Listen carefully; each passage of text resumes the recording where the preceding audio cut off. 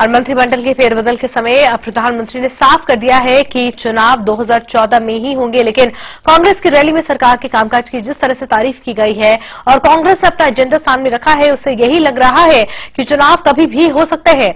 लेकिन सबसे बड़ी बात यह है कि महंगाई, करप्शन और एफडीआई तीनों पर कांग्रेस के मंच से कुछ नया निकलकर नहीं आया। रामलीला में कांग्रेस की रैली, दिल्ली चलो अभियान 2014 के लिए महाशंखनाद, विरोधियों पर सबसे तीखा हमला, जनता से संवाद का अंदाज, महंगाई, करप्शन, एफडीआई पर पार्टी की सफाई। आम जनता को सब्जी और फल सस्ते दामों पर मिल पाएंगे। हमें ये भी उम्मीद है कि विदेशी निवेश से रिटेल कारोबार को बढ़ावा मिलने की वजह से रोजगार के लाखों नए अवसर पैदा होंगे। मौका था सफाई देने का, तो प्रधानमंत्री ने एफडीआई पर सरकार और पार्टी का रुख साफ किया। राजनीति के रविवार को जब रामलीला में कांग्रेस ने दिल्ली चलो नाम से अपनी महारैली आयोजित की, तो ये साफ हो गया कि ये रैली कांग्रेस का चुनावी शंखनाद, आम आदमी से संवाद, यूपीए सरकार की अपनी नीतियों के गुणगान करने का है। और मनमोहन सिंह की बात से ये और साफ भी हो गया। देश के आर्थिक विकास का फायदा आम आदमी और खासकर समाज के कमजोर तबकों तक पहुंचाना चाहिए। इसका फायदा गांव-गांव तक पहुंचना चाहिए। हमारी पार्टी और सरकार का ये मानना है कि देश की तरक्की ऐसी होनी चाहिए जिसमें सबको सामाजिक और आर्थिक तौर पर ऊपर आने के बराबर मौके मिल पाए। आज शिक्षा के कानून की बदौलत देश में हर बच्चा बुनियादी शिक्षा का फायदा उठा रहा है। 12 करोड़ बच्चों को भारत सरकार की तरफ से स्कूलों में दोपहर का भोजन दिया जा रहा है। ग्रामीण क्षेत्रों में हमारे गरीब भाई बहनों को महात्मा गांधी नरेगा के जरिए रोजगार गारंटी दी गई। पिछले साल 8 करोड़ से ज्यादा लोगों को इस स्कीम के तहत रोजगार मिला। लेकिन जब मौका आया विपक्ष पर हमला बोलने का, तो सोनिया गांधी ने कमान खुद संभाल ली। आखिर हिमाचल और गुजरात में चुनाव के माहौल बनाने और करप्शन पर विपक्ष को घेरने के लिए इससे सही वक्त और क्या मिलेगा। जो कल तक हम पर इल्जाम लगा रहे थे, उन्हें देखा तो पता चला वे भ्रष्टाचार के कीचड़ में पूरी तरह डूबे पड़े हैं।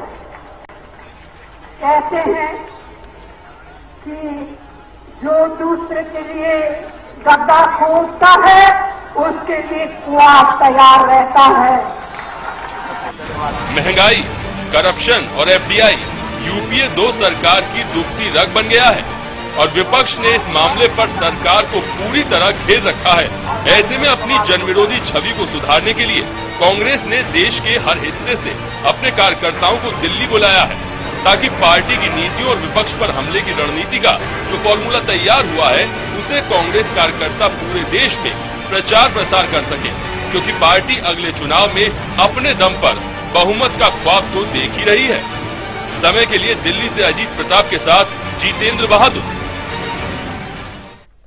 और 8 साल से केंद्र में सरकार और खुद पिछले 5 साल से कई राज्यों में संगठन और चुनाव का प्रभार संभाले राहुल को अब जाकर ये लगा है कि सिस्टम के दरवाजे आम आदमी के लिए बंद हैं। आखिर कब खुलेगा आम आदमी के लिए सहूलियत और सिस्टम का दरवाजा, और कब बंद होगा महंगाई और करप्शन का दरवाजा। आने वाले चुनावों में राहुल को इन सवालों का जवाब देने के लिए तैयार रहना होगा।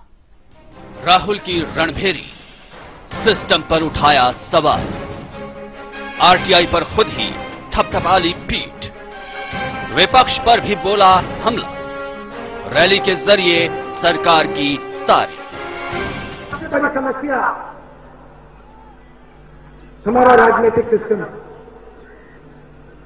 और ये जो सिस्टम है इसमें सबसे बड़ी कमी ये है कि आम आदमी के लिए ये सिस्टम बंद है। कमजोर के लिए ये सिस्टम बंद है, इसके दरवाजे बंद पड़े हुए हैं।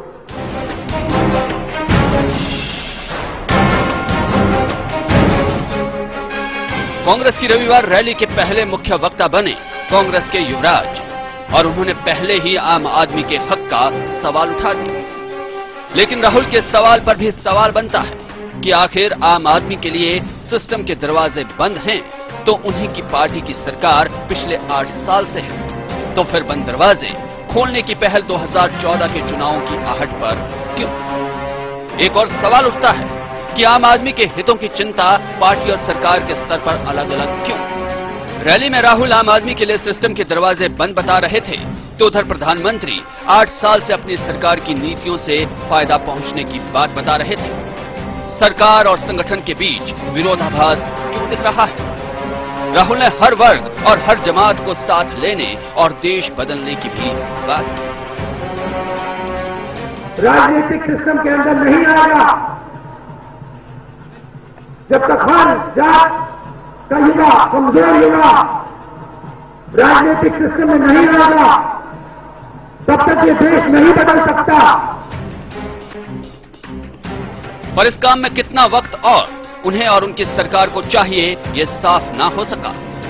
अलबत्ता सिस्टम को खराब बनाए रखने के लिए विपक्ष को जरूर हो सका।